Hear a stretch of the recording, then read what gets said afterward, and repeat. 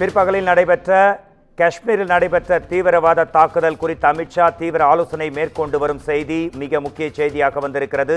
பிரதமர் நரேந்திர மோடியின் உத்தரவை அடுத்து காஷ்மீர் சென்றடைந்த அமித்ஷா தாக்குதல் குறித்து கேட்டறிந்தார். மேலும் தொடர்ந்து ஆலோசனையில் ஈடுபட்டு வருகிறார். தாக்குதல் நடைபெற்ற பகல்காம் பகுதி இராணுவத்தின் கட்டுப்பாட்டிற்குள் கொண்டு வரப்பட்டுள்ளது என்று மாநில அரசு அறிவித்திருக்கிறது. தீவிரவாத தாக்குதலில் 24 பேர் உயிரிழந்திருக்கும் நிலையில் உயிரிழப்பு மேலும் அதிகரிக்கக்கூடும் என்றும் அஞ்சப்படுகிறது. இதில் தமிழ்நாட்டைச் சேர்ந்தவர்களும் அடங்குவார்கள். இந்த தாக்குதலுக்கு பிரதமர், குடியரசுத் தலைவர், துணை குடியரசுத் தலைவர் உள்ளிட்டோர் கடும் கண்டனமும் தெரிவித்திருக்கும் அண்மை செய்தி அதிர்ச்சி செய்தியாக வந்திருக்கிறது. இது குறித்து நமது குமுதம் செய்தியாளர் அன்வர் தரும் கூடுதல் தகவல்களை கேட்கலாம். நாட்டையே உலுக்கி எடுத்திருக்கும் இந்த காஷ்மீர் தீவிரவாத தாக்குதல் பலியானவர்கள் எண்ணிக்கை அதிகரிக்கக்கூடும் என அஞ்சப்படுகிறது. இது குறித்த கூடுதல் விவரங்களை தரலாம். இது உங்கள் நேரம் அன்வர். வணக்கம் மோகன்ராஜ். ஜம்மு காஷ்மீரில் 24 சுற்றுலா பயணிகளை பயங்கரவாதிகள் சுட்டுக் கொன்ற நிலையில் ஜம்மு காஷ்மீர் சென்றுள்ள மத்திய உள்துறை அமைச்சர் அங்குள்ள அதிகாரிகளுடன் தீவிர ஆலோசனையில் ஈடுபட்டிருக்கிறார்.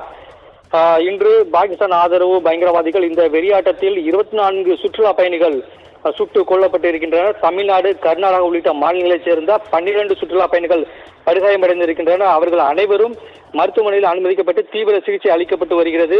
ஜம்மு காஷ்மீர் முழுவதும் பயங்கரவாதிகளை தேடி அளிக்கும் நடவடிக்கையில் பாதுகாப்பு படையினர் முழு வீச்சில் ஈடுபடுகின்றனர். பயங்கரவாத தாக்குதலுக்கு உள்ளான பெல்காம் பகுதி தற்போது ராணுவ கட்டுப்பாட்டிற்குள் கொண்டு வரப்பட்டிருக்கிறது. இந்தியாவில் அமெரிக்காவின் துணை அதிபர் JD வான்ஸ் சுற்றுப்பயணம் மேற்கொண்ட நிலையில் இந்த தாக்குதல் நடத்தப்பட்டிருக்கிறது. ஜம்மு காஷ்மீரில் நடத்தப்பட்ட இந்த கொடூரமான பயங்கரவாத தாக்குதலுக்கு பிரதமர் மோடி மற்றும் உலக நாடுகளின் தலைவர்களும் பல கண்டனம் தெரிவித்திருக்கிறார்.